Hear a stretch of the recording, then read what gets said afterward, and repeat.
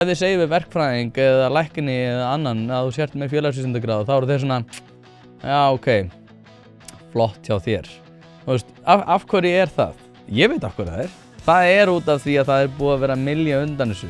Og það var líka verið að því þegar ég var í námi, þar sem einhverjir vælukjóar voru alltaf að kvarta við því að þeir fengi ekki nægilega háa einkunn, voru tilbúin til þess að mæta með foreldra sína jafnvel til þess að úthúða háskólaprófessor fyrir það að það hafi ekki verið nægilega vel að því staðið, að krakkinn var alltaf á fyllir, mætti þunnur í próf og gat ekki staðið undir því og þarf að endurtaka kursinn. Nei. Við þurfum bara að endurmeta einkunn. Góðan daginn og velkomin í hlaðvarpið Pæling dagsins. Ég heiti Þórarinn Hjartarson og í dag er 24. febrúar 2026. Aðeins hérna smá tilkynning. Ef þið eru að hlusta á þetta almennri veitu þá sjálfsögðu getið fengið þetta undan öðrum með því að fara inn á pardus.is/1pæling, en ég fékk ábendingu frá áskrifanda sem að sagði mér að eftir ég ákvað að færa þetta allt yfir á einn RSS-legg, þar að segja að ég fái þetta alltaf uppfært inn á sömu veitu, að þá finnst honum miklu auðveldara að fylgjast með. Og þar að leiðandi, ef þið eru að hlusta á þetta almennri veitu, sem er náttúrulega eins og þið vitið viku seinna, út af því að þið eruð ekki áskrift, að þá mun þetta vera fært inn á sömu veitu og hlaðvarpið Ein Pæling er. Munurinn verður náttúrulega sá að þetta verður númerað öðruvísi. Það er að segja Ein Pæling verður númerið sér og fólk getur þá fylgst með Pæling dagsins sér með því að fylgjast með þeirri númeraröðun. En þar eru það bil 100 og eitthvað þættir, en að sjálfsögðu 530 eitthvað það þegar við erum núna að tala saman á Ein Pæling. Þannig að það er breytingin, að þið verðið samt ennþá með þetta inn á Pælingu dagsins ef ykkur finnst betra, eins og ég veit að sumir segja, en þið finnst skemmtilegra að pælingunum heldur en hlaðvarpinu og öfugt. En fyrir þá verður einnig sér veita og ég mun halda áfram að færa efnið inn á báða RSS-leggi. Það er að segja, nú verður þetta þannig að á Ein Pæling hleggnum að þá mun Pæling dagsins einnig vera. Og ég ákvað þetta bara eftir að hafa fengið ábendingu frá áskrifanda að þetta væri töluvert þægilegra.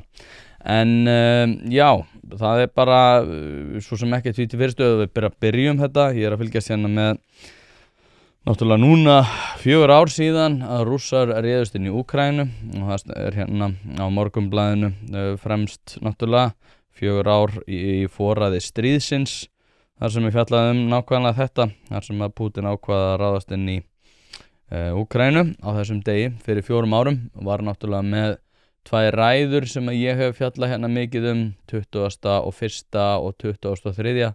þar sem að hann í rauninni var að færa rök fyrir sínu máli áður en hann réðist inn, og þar fjallaði hann ýmis mál, Bill Clinton og fleira, vonir sínar að komast inn í NATO upp úr því þegar að hann tekur við sem forseti, og fekk þar nei. En mjög náttúrulega bara vond saga sem er að spinnast þarna upp. Hefur náttúrulega verið mikið stríðsástand á þessu svæði síðastliðin svona 100 ára, en náttúrulega eitthvað svona sérstaklega ógeðfellt með við þá tækni sem að við höfum til þess að reka stríð.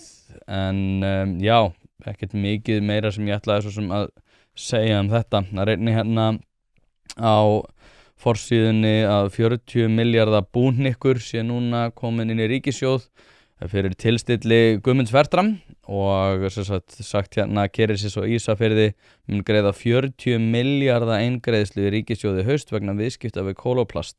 Skattgreiðslan kemur til vegna sölu hugverkaréttinda, ekki gert ráð fyrir upphæðinni í fjárlögum, sem er náttúrulega bara stórkostlega góð tíðindi og segir okkur samt sem áður á sama tíma eitthvað það hversu vel við eigum að búa, eða hlúa að því hvernig fólk stendur í atvinnurekstri.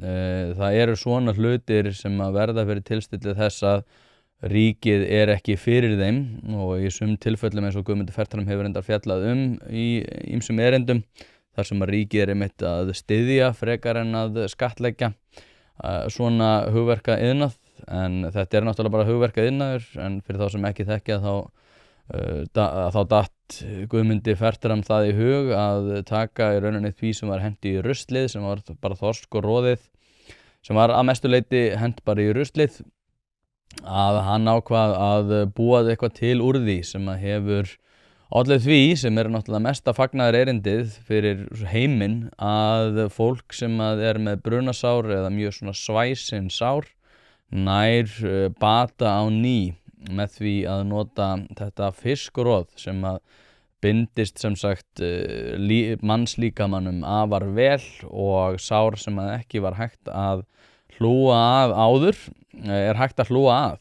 Og það sem ég tek út úr þessu eftir að hafa lesið þessa grein í Morgunblaðinu í morgun nákvæmlega þetta, sérstaklega núna. Ég að fara að birta núna bráðum, ég ætla að vanda alltaf til verka með hann. Tók viðtal við Bill Barney, hann sem sagt hann kallaði sig stundum cable guy, ég allavega heyrði hann einu sinni gera það, en hann sem sagt sér gagnavinnslu iðnaðinn og svona hugverka iðnaðinn, og hefur verið meðal annars í svona samfloti við samtöku iðnaðarins í því að reyna að bæta Íslandi svona á kortið varðar það að vera framarlega í öllu sem viðkemur hugverka iðnaði, og það margt sem við mættum gera betur. Og ég held að þetta sé svona umræði sem ekkert það fjarri því sem að við erum að fara að sjá núna næstu árum, sem að kom fyrir þegar að Guðmundi Fertram datt þetta Keresis í hug. Það ótrúlegar tölur og ótrúlegar veldisvöxtur í hugverka iðnaðinum, og hefur náð svona miklu minni umræðu heldur en ég tel að hann ætti að gera.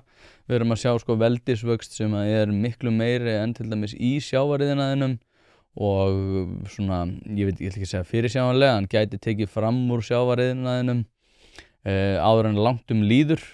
Þetta náttúrulega tengist þessari umræðu til dæmis gagnaver, sem að við vorum einhvern veginn alltaf að hlæja því að gagnaver væru til staðar og væri einhvern veginn ómögulegt að við værum að nota rafmagnið og eyða rafmagnið okkar í það, sem að ég þurfti svo að éta ofan í mig, og að ég tók einhvern veginn undir það að þetta væri algjör della. Ég man eftir að tala við Gulla þetta, og var ég alltaf kvart yfir því að við værum að nota orkun okkar í það að farma bitcoin og eitthvað.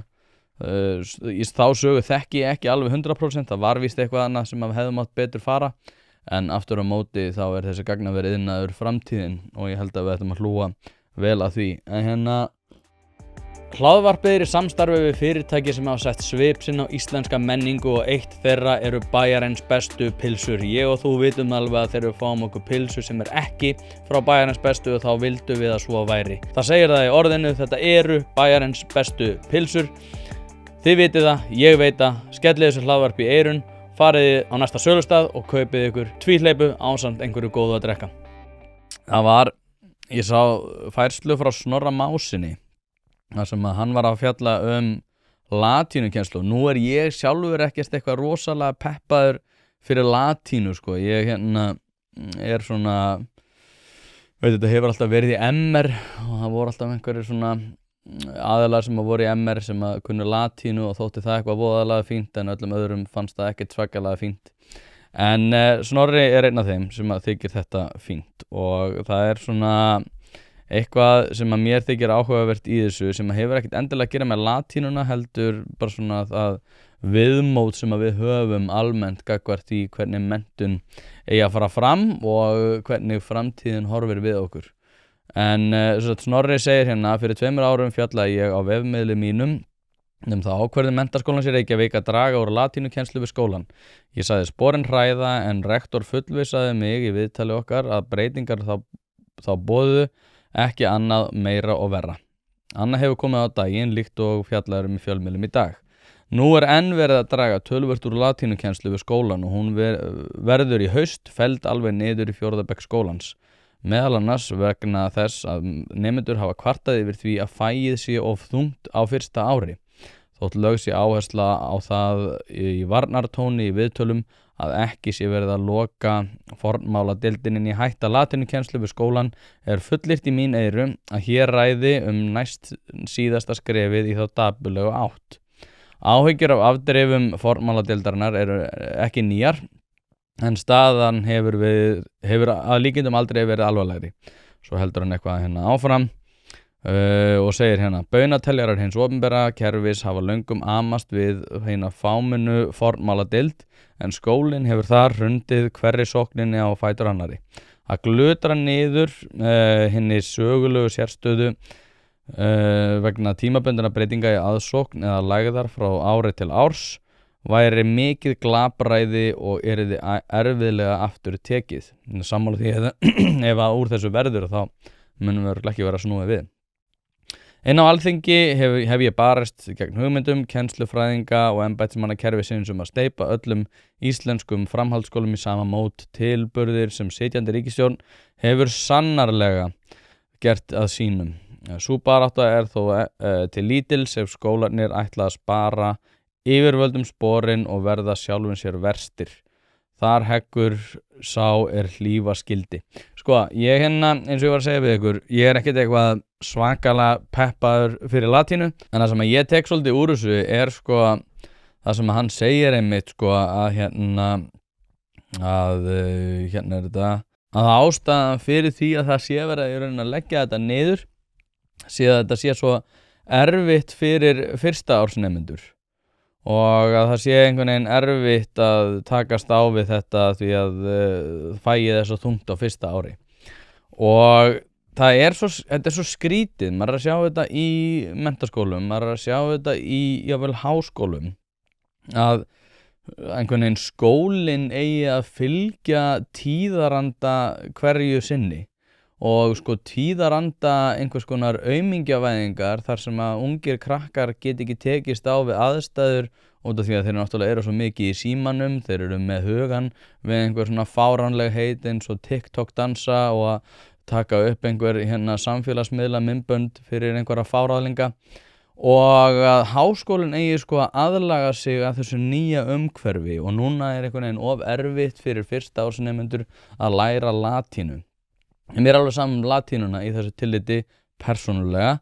Aftur á móti að þá geti tekið undir það að við erum einhvern veginn svona að taka hluti úr sem að hafa svona menningarlega verið okkur mikilvægir og hefur verið svona ákveðin stoð. Ég man eftir því þegar maður var að tala um MR-inningana að þá var þetta alltaf svona latínan var ákveðin svona stoð í tungumálakennslu skólans og ákveðið svona sér einkenni skólans og að við ætlum einhvern veginn að fara að glutra svona hlutum niður til þess að koma til móts við það nýja sem að krakkar eru ólæsir og óskrifandi.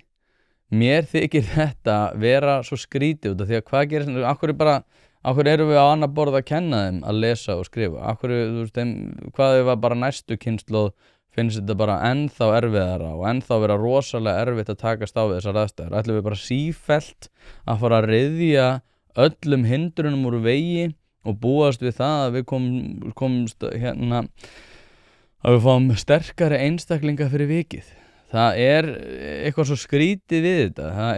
Þetta að sama í rauninni sko og við erum einhvern veginn að sjá að vinnumarkaði þar sem að veikindaréttur þarf einhvern veginn að fara að aðlaga sig. Ég var að hlusta á hérna vikulokkin í hérna á laugardeginum þar sem að Sonja Ýr Þorbergsdóttir og fleiri voru að tala einmitt hérna skýrslu viðskiptaráðs það að veikindaréttur opinberra starfsmanna væri hann allt og ríkur og RÚV reyndar sko ákveður að fá 3 einstaklinga sem eru allir á sama máli að þetta sé bara einhver hræðslu áróður viðskiptaráðs. Og ég hugsaði með mér, af hverju ekki einhver fenginn frá viðskiptaráði til að takast til hvers þessi umræða? Þau voru öll bara sammála það, þetta var hræðslu áróður gegn opinberum starfsmönnum. Ég í samhengi sem innan BSRB og ég get alveg sagt ykkur að veikindarétturinn orðin algjör óráðsía.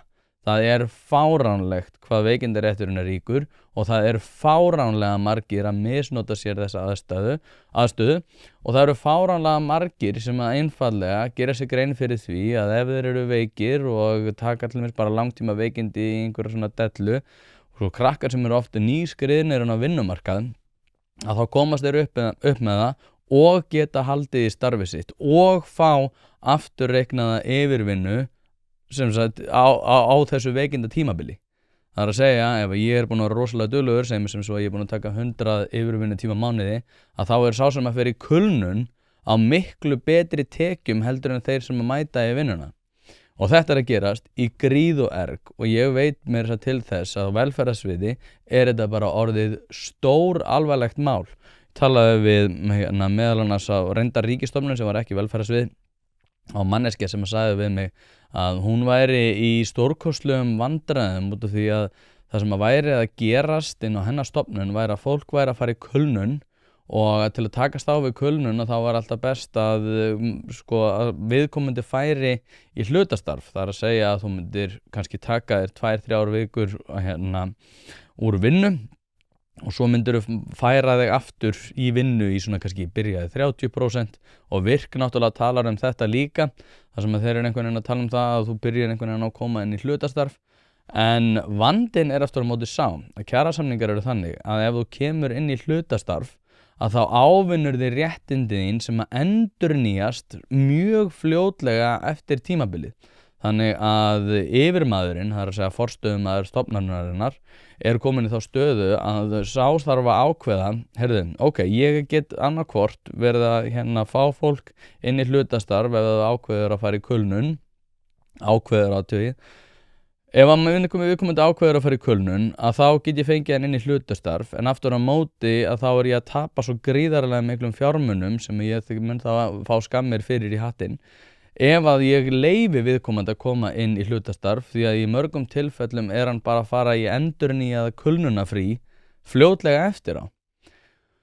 En í þessum vikulokum að þá var bara að tala það að þetta væri bara hræðsluáróður og væri hræðilegt, þó svo allir vita, og þau örugglega líka sem voru í þessum þætti. Það var Sonja Þorbergsdóttir og Þórðardóttir, ég man nú ekki, hjá Flokki fólksins held ég í borginni, og einhver einn yfirbót sem ég veit ekkert hver að það svo augljóst að þetta vandamál, og það sem hefur kannski komið mér mest á óvart að núna ég að berjast fyrir hagsmunum þeirra sem að vinna.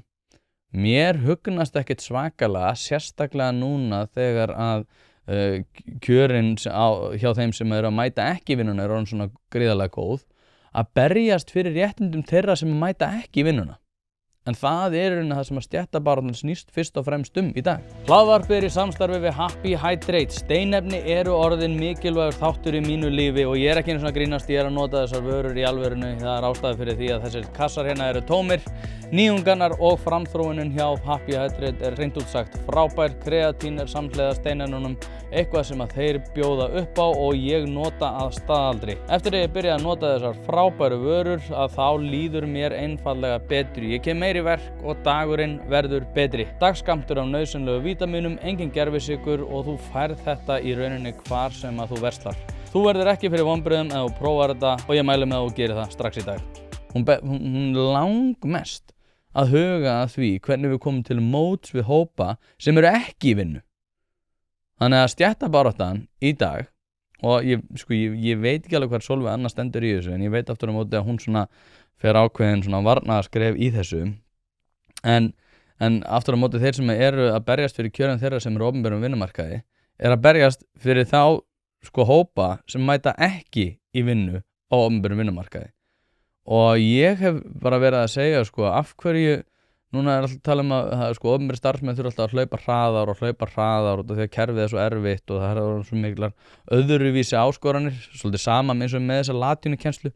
Við hefum að hætta að kenna latínu út af því að núna eru krakkarnir að takast á við öðruvísi áskoranir, sem þá bara annarkvort að þeir séu 5-6 tíma á TikTok á dag, eða vera heilalausir í einhverju öðru annarri erindarleysu.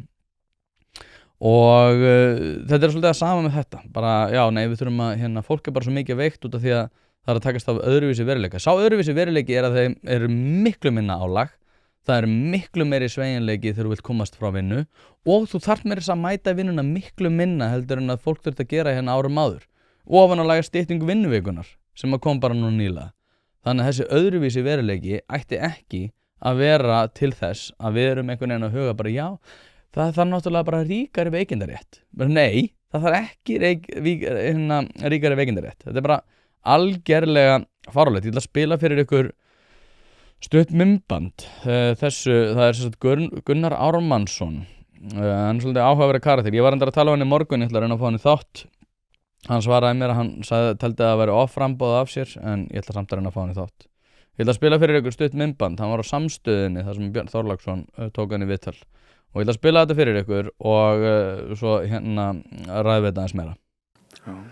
Og það fór allt í að bera mjög á því að þegar að við vorum með okkar starfsmenn sem að hérna eru margir sem koma erlendis frá, sem betur fer vegna þess að við fáum ekki fólk hér á Íslandi, þannig að við reiðum okkur á það að fá erlenda starfsmenn.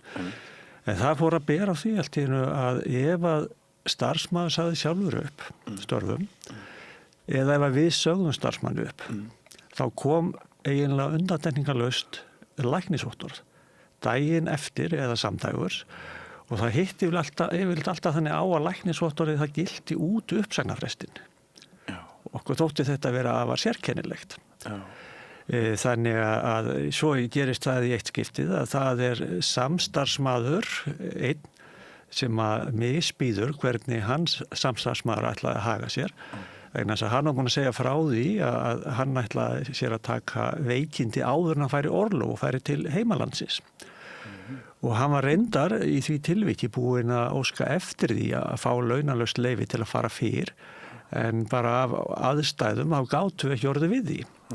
Þannig hann sagðist þá ætla að gera þetta svona og samstarfsmaðurinn lét okkur vita sem hann klagaði, vissulega, og ofbauð, skulum orða það þannig.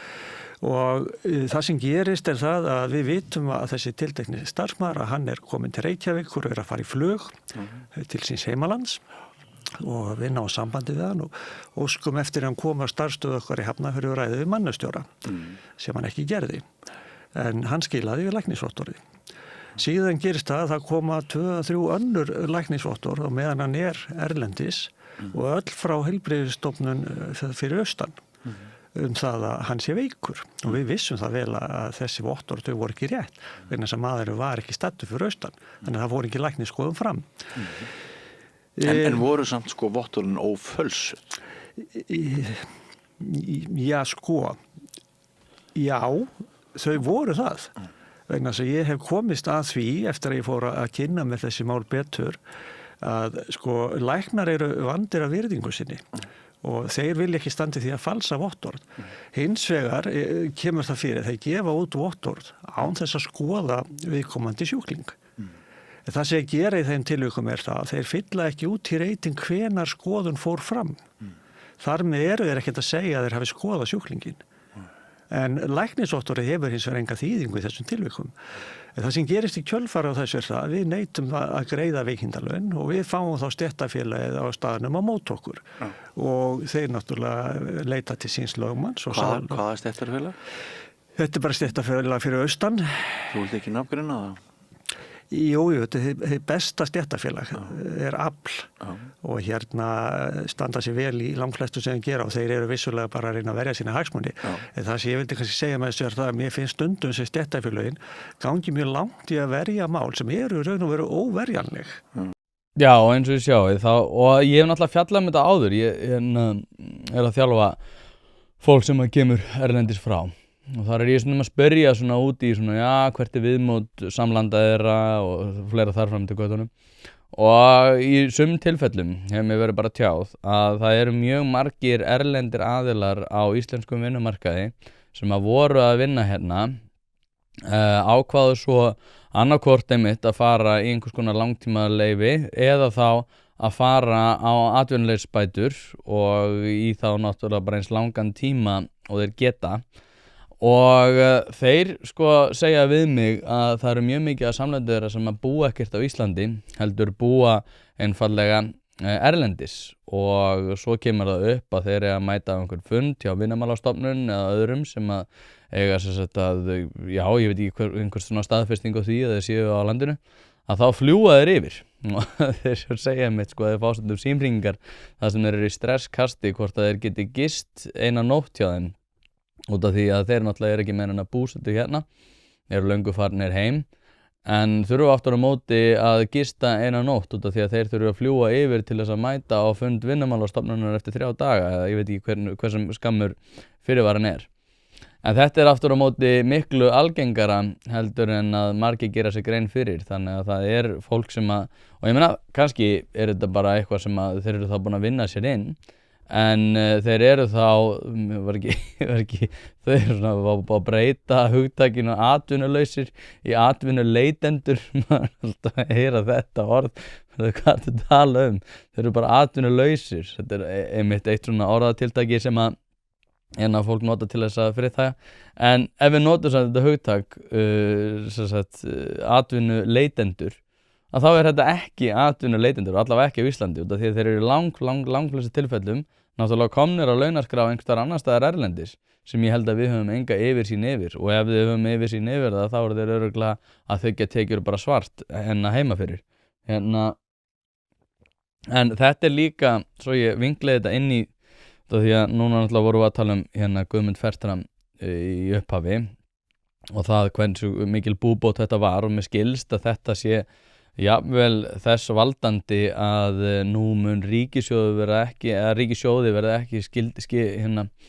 þetta réttir hann af ég náði nú ekki alveg þeir töluðum að rétta hann af fyrir 2027 en ég las einhvers staðar að þetta myndi koma til með að auðvitað hefur þetta mjög jákvæð áhrif á ríkissjóð en það myndi sjá til þess að honum ekki skila í halla ég geti verið í bulla ekki taka þetta of alvarlega þetta allavega hefur mjög jákvæð áhrif og hlaðvarpið í samstarfi við stöndu og mikilvæg fyrirtæki og eitt af því Polsen Polsen.is til þess að skera hvað eina hvort sem þú þarft að fara í bílrúðu skipti eða einfallega bílrúðu viðgerð þá ferðu inn á Polsen.is ef það stjarna í framrúðunni þá bara bókaru tíma á heimasíðunni ferð með hann og hann tilbúinn samdægurs ekki vera með stjörnu í bílrúðunni Polsen.is láttu græða rúðuna strax í dag maður svona hefur verið að spá í þessu í samhengi við þetta að bæði regluverkið og þeir sem að nenna að vinna eiga náttúrulega erfiðara með það og þeir sem að þurfa að hlaupa hraðar svo við notum svona þetta hjúkku orðalag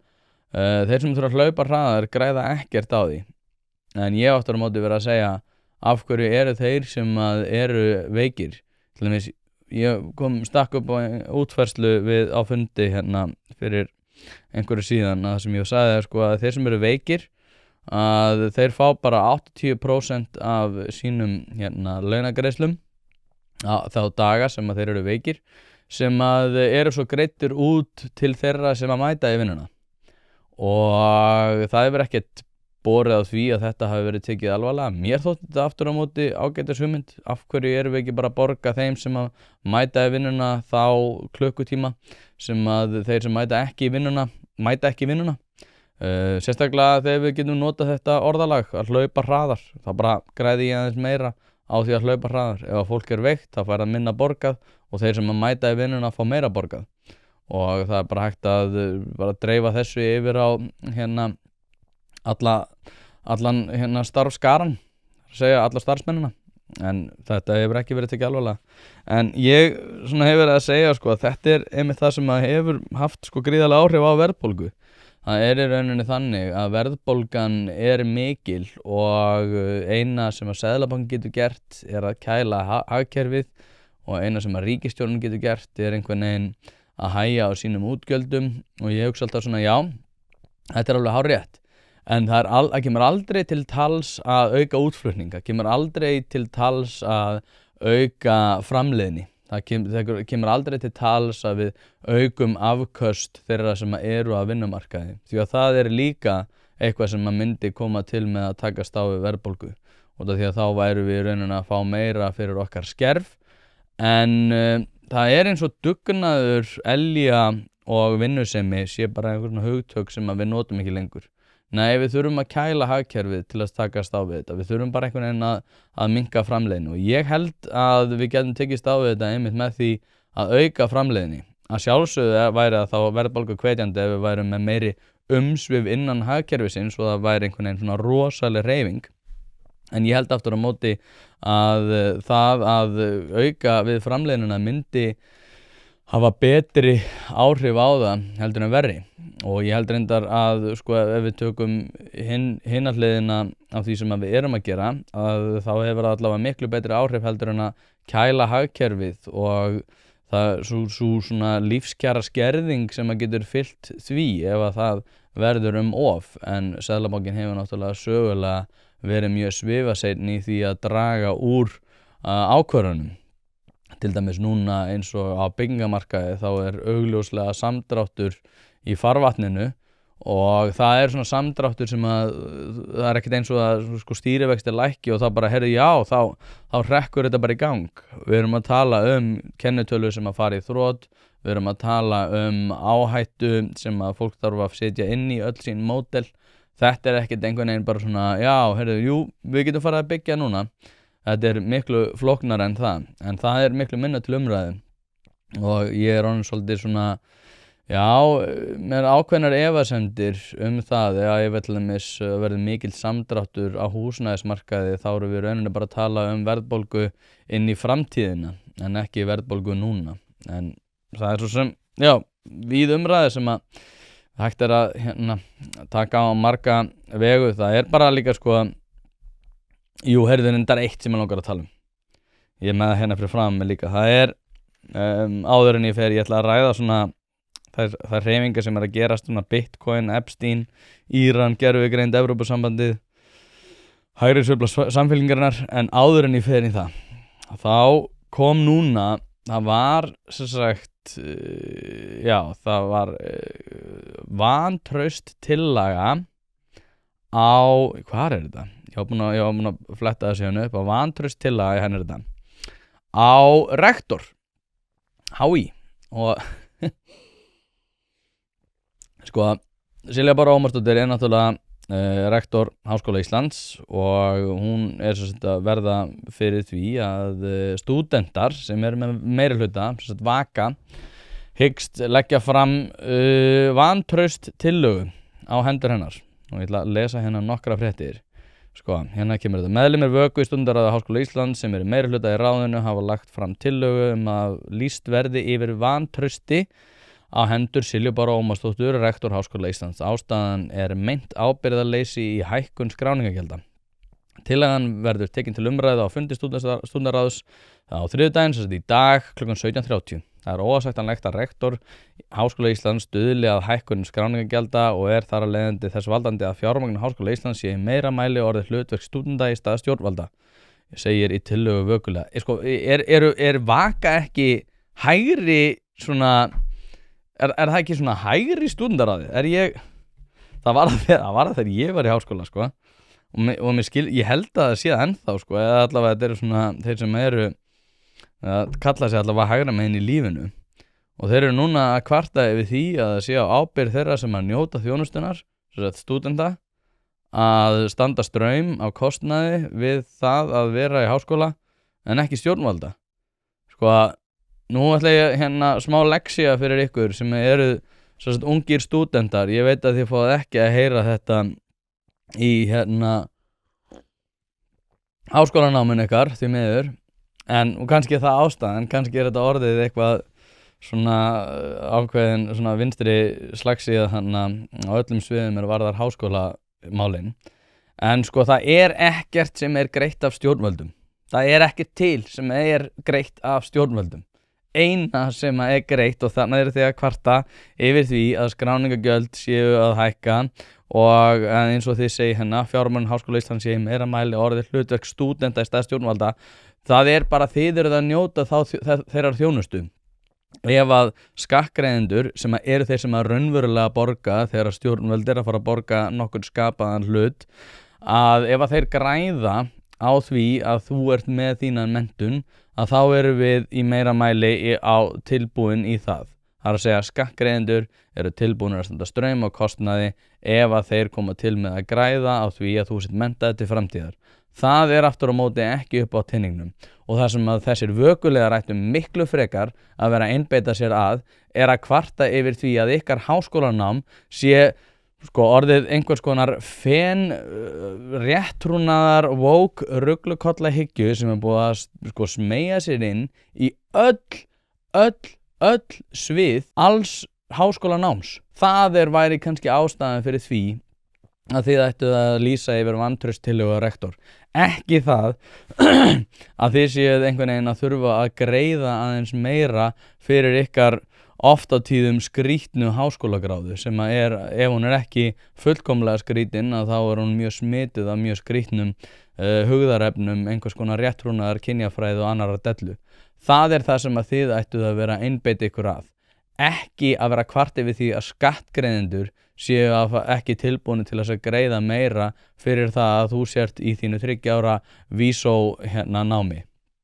Sko, og líka þetta sé vaka. Mér finnst það, ég veit það ekki. Ég ekkert einhvern veginn, ég var aldrei inn í þessu. Ég á vini sem hafa verið aðstofavöku og voru í vöku og voru svona að eigin sögn og ekkert að eigin sögn stóðu sem mjög vel og voru með mikið tangarhald á stundaráði eftir að hafa verið þannig og sannfært marga að þeir væru betur til þess fallnir að stýra þessu og þeir voru hægri sinnaðir. En ég veit ekki hvernig þetta núna. Og svo haldið áfram ofan á það auki hún fjárhagsbyrðar stúdenta sem þegar standi höllum fæti. Hvað það að segja? Hvað í gangi? Af hverju myndið þið orða eitthvað svona? Að standa höllum fæti, það ekkert kerfi sem að greipi mig. Jesús minn. Sko, brýtur rektor þar með eitt af grunngildum Háskóla Íslands og tekur ákvarðanir þvert á vilja og baráttu stúdenta til margra ára, segir í yfirlýsingunni. Þar að ekki ábyrgðarlaust að ráðast í þessa hækkun í ljósi þess að gjaldið hefur ekki staðið á traustum grunni í tæp 3 ár. Allt frá því eitthvað blað í blað. Þá segist ráðið kalla eftir rektor sem að hafi raunverulega kalla eftir að rektor segist ráðið kalla eftir rektor sem hafi raunverulegan áhuga á hagsmunum stúdenta. Það ekki ásendalegt á Íslandi að fjárhagsleg staða fólks komi í veg fyrir þekkingaleit og menntun. Hvaða marxíska bullukollakenningar eiginlega búið að vera að kenna ykkur í þessu háskólanámi? Jesús minn. Hlaðvarpið í samstarfi við Harðfisksverkun Hrafnardals. Þetta eru gæði í gegn, kemur á roðinu, frist einu sinni og það nákvæmlega þannig sem að þú færðan. Steinbítur sem valsaður upp á gamla mátan og þurrkaður í vestfirsku fjallalofti. Ekkert svona eitthvað þurrkklefa rugl hérna. Þetta ekki eitthvað svona sem að molnar í höndunum heldur þetta bara gæði í gegn. Frábær gjöf fyrir þá sem að eiga allt, en ef þú ert að leita gjöf fyrir afa og ömmu og ert í vandræðum út af því að þau eiga allt, þá að sjálfsögðu gefur þeim bara harðfisk. Til að nálgast þessa gæða vöru þá sendur þú e-mail á hrafnadalur@proton.me. Þetta líka í lýsingu á þessum þætti þar sem þú getur einfaldlega séð frábæru verðin og séð alla leiðbeiningar hvernig þú nálgast þessa gæða vöru. Og svo önnur grein Silja Bára sendir frá sér yfirlýsingu. Það náttúrulega komist í þessu líka og það Silja Bára náttúrulega mjög vinstri sinnuð. Hún náttúrulega getur ekki einhvern veginn sagt þeim að þegja og því að þeir náttúrulega eru kvarti við því að kerfið sé ekki að grípa þau sem náttúrulega bara skattgreiðendur séu tilbúin til þess að standa straum af því að þeir séu vilja vera einhverju 3 ára fyllir í vísóferðum. Ekki það allt nám sé þannig, ég ekki að segja það, en þú veist, þið viti hvað ég að tala þetta mikið fyllir og eitthvað þannig. Já, Silja bara segist það var rætt mál við stúdenta og segist ítrekka vilja sinn til að vinna með stúdentum og hagsmuni þeirra. Kannski þetta, ég veit ekki, þetta eitthvað svona tvöfalt, svona, hvað sagt, whammy eða hvað sem sagt, sem að þeir eru að hafa þetta svona réttrúnaða riddaralegt til þess að hafa þetta sérstaklega óþægilegt fyrir Silju Báru. Ég veit það ekki, þetta skráningugjöldinni að hækka upp í eitthvað ákveðið og það óeðlilegt? Mér þykir það ekki, mér þykir það bara vera eðlilegt. Ég held að stúdentar hafi alveg bara tök á því að taka allir frábær námslán sem að reyndar þeir kvartar svo sífellt yfir að þeir greiði ekki niður sjálfir, þeir greiði ekki niður sjálfir geta skils mér greitt niður, ákveða að gera það ekki og fara svo nokkrum árum síðar þar sem að náttúrulega vextir að leggja stofan á þetta og þeir nefndi ekki að klára námið og fá þá einhvern veginn ekki afslátt. Nei, það var það náttúrulega að skrifast það líka á kerfið og kerfið greip mig ekki og fleira. Mér þykir þetta rosalega skrítið, líka sérstaklega sko ef þú hugsið út í þetta. Ok, ég myndi skilja að það var vantraust til á Silfurbaru út af því að félagsvísindadeild og félagsvísindin og hugvísindin hafa verið að hluta til og hafa verið að mylja undan þeim í mörg ár með einhverjum svona réttrúnar riddara ruglukolla bulli sem búið að vera að eiga þessu staðinn veggja HÍ. Þá myndi ég skilja vantraust tillöguna mjög vel. Ég myndi skilja það að núna af hverju til dæmis brosa út í annað þegar að ég segist vera með félagsvísindagráðu. Af hverju brosa út í annað? Það er staðan. Ef þið segir við verkfræðing eða lækni eða annan að þú sért með félagsvísindagráðu þá eru þeir svona, já ok, flott hjá þér. Þú veist, af hverju er það? Ég veit af hverju það er. Það er út af því að það er búið að vera að mylja undan þessu. Og það var líka verið að því þegar ég var í námið, þar sem einhverjir vælukjóar voru alltaf að kvarti við því að þeir fengi ekki nægilega háa einkunn, voru tilbúin til þess að mæta með foreldra sína jafnvel til þess að úthúða háskólaprófessor fyrir það að það hafi ekki verið nægilega vel að staðið, að krakkin var alltaf á fyllir, ég mætti þunnur í próf og gat ekki staðið undir því og þarf að endurtaka kúrsinn. Nei. Við þurfum bara að endurmeta einkunnina. Og ef einhverjir krakkar voru að falla þá var það bara nei, við þurfum að passa upp á það út af því að náttúrulega fjármagn háskólans svona reiðir sig á það að fólk sé ekki að falla. Þetta er sama eins og gildir með þessa latínukennslu og það sem að Snorri Másson var að tala um. Bara af hverju erum við að draga úr því að við gerum kröfur til fólks? Bara þetta kröfuleysi og þetta stanslausa kröfuleysi mun bara leiða til verri vegar. Og saman með þetta, þið að kvarti við því að skattgreiðendur vil ekki borga meira fyrir námið ykkar. Mér finnst bara svo vara sem að við erum búin að vera að fá úr háskólunum ekki vera til þess fallin að þið geti kvartaði við því að þurfa að standa straum af kostnaðinu á einhverju leyti sjálf. Það er ótrúlega dýrt að vera í námi og skattgreiðendur eru mjög mikið að koma til mótsinna kostnað. Þið getið ekki verið að kvarta yfir því að skattgreiðendur séu ekki að fara að borga meira fyrir þetta nám þitt. Sérstaklega þegar að vantrauststillagan snýr ekki að þessu. Það er búið að eyðileggja félagsvísindin. Annað, heyrðu, af hverju er ekki kvartaði við því að Ingólfur Gíslason sé ennþá að kenna menntavísindasviði? Það var maður sem öskraði niður annan prófessor undir þeim formerkjum hvaðan þjóðernis hann var. Og þetta var að gerast innan háskólaveggja Íslands, þar sem að hagfræðingur Gylfi Sóeka var búinn að fá annan mann sem var Ísraeli til þess að fjalla ellilífeyrismál á Íslandi held ég, einhverstaðar annars staðar, ég man ekki nákvæmlega hvað þessi fyrirlestur átt að vera. En þá kemur maður og öskrar hann niður sem er sem er kennari, lektor held ég, á Háskóla Íslands og öskrar hann niður. Sér til þess að hann getur ekki flutt fyrirlesturinn sinn. Sér til þess að tjáningafrelsi og undirstöður akademísks náms sér henni bara virta af vettugi og við bara einhvern veginn svona ypptum öxlum. Er hann til dæmis búinn að fá áminningu? Er eitthvað búið að gerast í þessu máli? Ég veit að Silja bara mætti í Silfrið og sagði að þetta væri til skoðunar. Hvað kom út af þeirri skoðun? Ég er ekki búinn að sjá neitt. En við ætlum að setja vantrauststillögu út af kostnaði nemanda.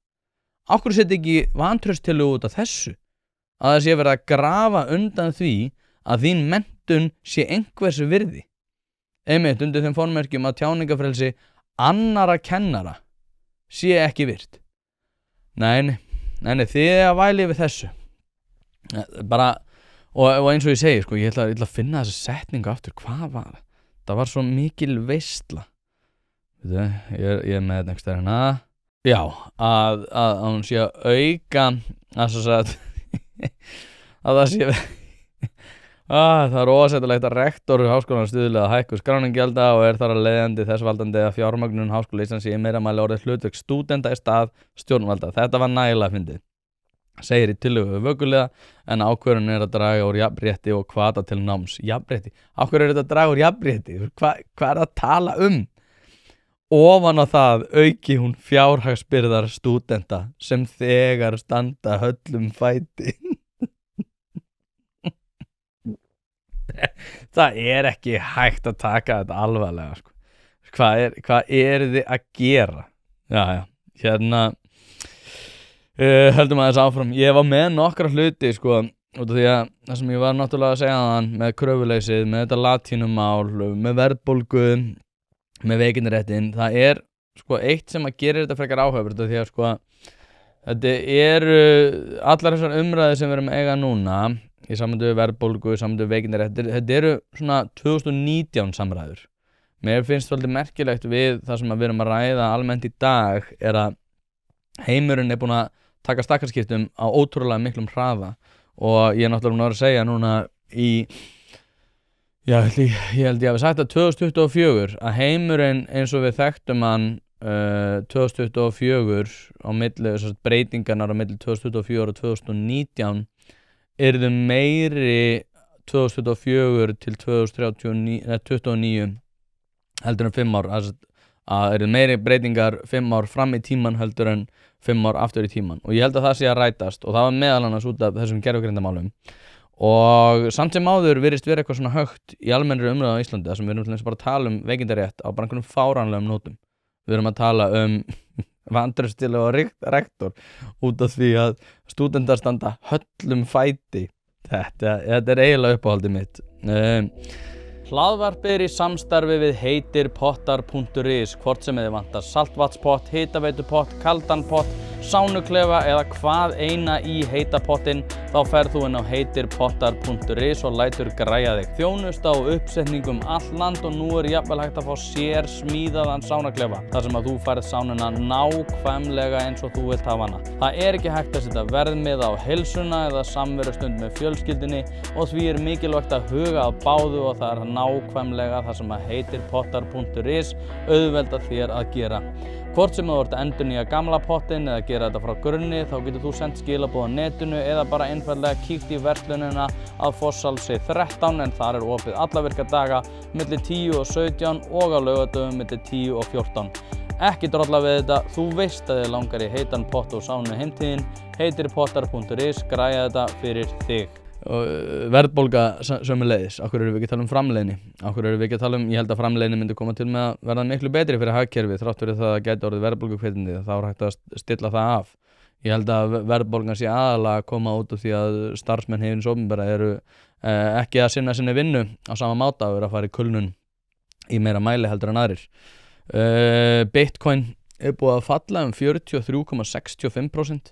Ég hef ekkert mikið fjallað Bitcoin en mér finnst þetta svolítið ég fylgi svolítið með Bloomberg og hérna er svolítið áhugavert að þegar maður er að sjá svona mikla hreyfingar á hlutabréfamarkaði og þá fylgir Bitcoin. Það er svolítið öfugt við í rauninni gullið sem að Bitcoin á að vera svona því sem ég best skilur þetta betri geymir á fjármagni. Það er að segja að það er betra að eiga Bitcoin heldur en gull út af því að það er alltaf hægt að finna meira gull eins og Eldur Ólafsson til þess að gera í Amarok og annað en Bitcoin séur bara þessar 21 miljón myntir sem eru þetta hámark og þar að leiðandi er betra að geyma fjármagn sitt í Bitcoin út af því að það er stafrænn miðill. Það er aftur á móti niður 43,65%. Ég hef svona alltaf borið ákveðin varhug gagnvart Bitcoin út af því að mér finnst alltaf þeir sem að svona tala það með svona ákveðin varhug hafa meira til síns máls svo er aftur á móti menn sem að hafa rosalega mikla trú á þessu en trúin er að mínum mati alltaf svona svolítið það sem er undirstaðis. Ég er sammála því að ef að Bitcoin myndi virka þá væri það ótrúlega góð geymsla á fjármagni. Mjög áhugaverð bók eftir Neil Ferguson hvað hét hún nú aftur? Hún hét The Ascent of Money sem er mjög góð og það er nefnilega að tala um fjármagn. Ég hef líka lesið bók Ólafs Margeirssonar sem er þóttildi góð þar sem hann er með svona öðruvísi vinkil á það hvað peningar eru.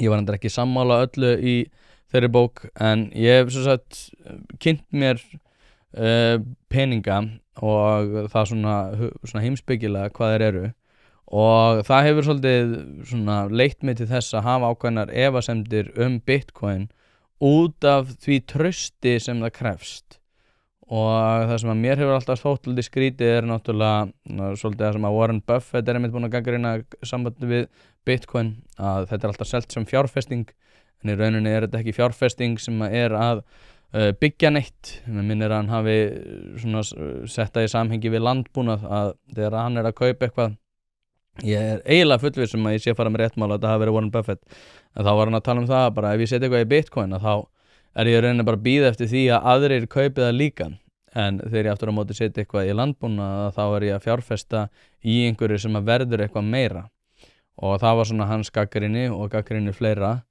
en aftur á móti snýst það svona geymsluþoli en traustið var eitthvað sem að ég skildi aldrei hvernig myndi nákvæmlega ganga upp en maður sér að fólk sem mjög djúpt í því svona rosalega mikið í að svona sannfara aðra það að þetta sé algjörlega frábært og besta leiðin til þess að geyma fjármagn og algjörlega framtíðin en ég einhvern veginn með smá efasemdir en ég á nú eitthvað í Bitcoin og hef keypt mér og ég alveg svona ég peppaður gagnvart hugmyndinni ég ekki einn af þeim sem að segja bara að þetta sé algjörlega heimskulegt og bara heilalaust að vera að kaupa sér í Bitcoin og hvað ég ekki þar en ég aftur á móti hef aldrei nákvæmlega skilið þessa svona þetta hopp á milli þess að traustið verði fullkomið út af því að ég tel að já, þetta góð geymsla ef hún virkar og ef að traustið fyrir hendi en traustið virðist ekkert svakalega mikið vera fyrir hendi þar af leiðandi hef ég ákveðnar efasemdir Epstein skjölin einn vinur minn var að djóka hann sagði að ég var búinn að tala svo lítið Epstein að ég væri örugglega í skjölunum þannig ég photoshoppaði mynda mér það sem að ég í staðinn fyrir Noam Chomsky kannski setja hana bara hennu upp það sem að ég í staðinn fyrir Noam Chomsky að spjalla við Epstein að ég sé sérst í skjölunum mér finnst svolítið fyndið sko að ég væri svona kannski 10-15 árum eldri þá væri ég bara pínu leiður ef maður væri ekki í skjölunum því þá maður bara svona algjört nobody það verðast allir sem eru einhvern veginn í skjölunum þó svo að náttúrulega örugglega flestir í skjölunum en hafa ekkert að gera með það hvað hann var að gera við ætlum að hlusta Sam Harris sem var meðal hans í skjölunum og þar eru þeir eitthvað að tala eitthvað conference en Sam Harris einmitt bendir á það að það eru mjög margir svona stórir fræðimenn sem voru í slagtogi við hann sem út af því að hann var alltaf að greiða og var alltaf tilbúin til þess að fjármagna ákveðina svona ráðstefnur og svona kynningar á mismunandi fræðasviðum ég man ekki þetta svona tiltölulega nýlegur þáttur með Sam Harris þar sem hann einmitt að tala þetta með Epstein mér fannst þetta áhugavert en þar hann að fjalla þessi mál en hann einmitt þetta svona Ask Sam Harris þáttur sem að ég veit örugglega einhverjir mínir hlustenda hafa gaman af svo ég múin skrifa Íran það möguleiki á því að Trump muni ráðast inn í Íran það mun bara svona koma í ljós á næstu dögum og Íran náttúrulega ég hef ekki komið til Íran en ég hef svona ferðast með mikið af Íranum og kynnst Íranum og þjálfað Írani algjörlega frábær þjóð og ég vona að þeir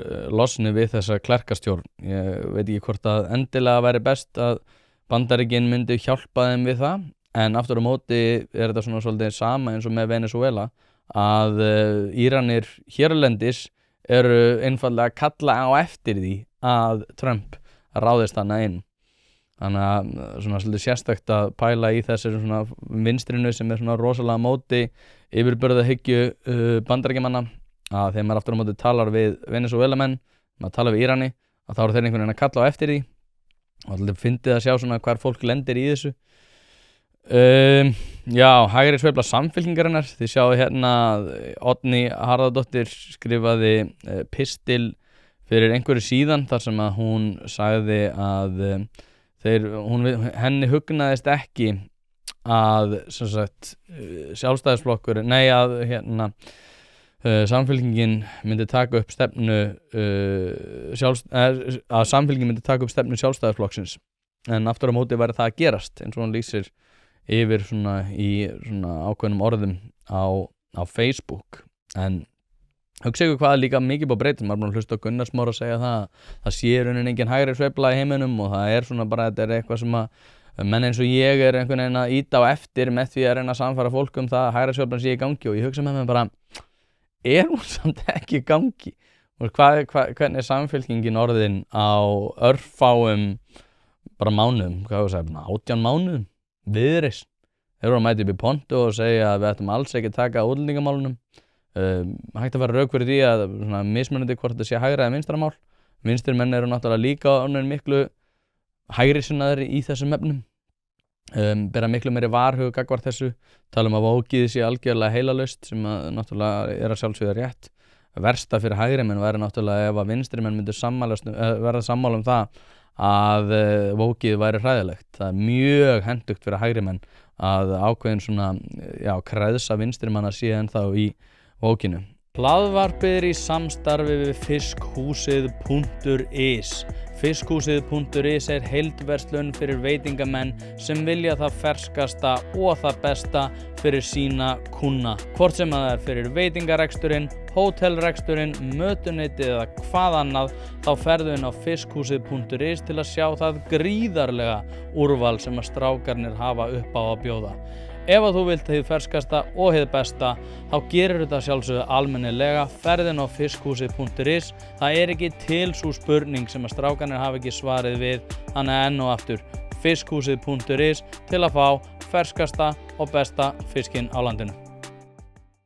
Það bara áhugavert að sjá núna að Oddný Harðardóttir að koma fram og segir að þetta séu orð sem að hún hefði betur ekki sagt út af því að þessi hægri sveifla Samfylkingarinnar einmitt að leiða til þess að þeir eru að taka upp stefnu Sjálfstæðisflokksins í útlendingamálum, og gott betur, vil ég segja. Reyndar, Sjálfstæðisflokkurinn hefur verið áhugavert að Sjálfstæðisflokkurinn hefur verið að tala fyrir því sem núna að gerast, en það besta við það eiginlega að Sjálfstæðisflokkurinn náttúrulega talaði fyrir því, fekk bara einhverja hólfskeflu það að þeir veru rasistar og vont fólk og hræðilegir, frá fólkinu sem núna að leiða fram þessar breytingar og segja svo við Sjálfstæðismenn, á hverju gerðu þið þetta ekki? Þetta ódýrt trikk, en það eins og það Konráð Guðjónsson, svolítið í samhengi við það sem ég var að tala áðan í sambandi við bingariðnaðinn. Þið sjáu að hann bendir á að ef þetta heldur svona áfram verður álíka mikið af óseldu fjölbýli næstu áramót og var þegar mest lét á eftir hrun. Og þetta mjög áhugavert graf. Við sjáum að söluframboð íbúða var mjög hátt í ágúst 2009, alveg hæst þegar það voru mjög margar eignir. Hægt að færa rök fyrir því að það séu töluvert fleiri á landinu. Ekki fleiri Íslendingar, en það eru fleiri á landinu. En núna þetta að stefna hraðberi í það að við erum komin með margar eignir sem eru óseldar, og ég þarf náttúrulega ekki að minna ykkur á hvað var til þess að Lehman Brothers féllu.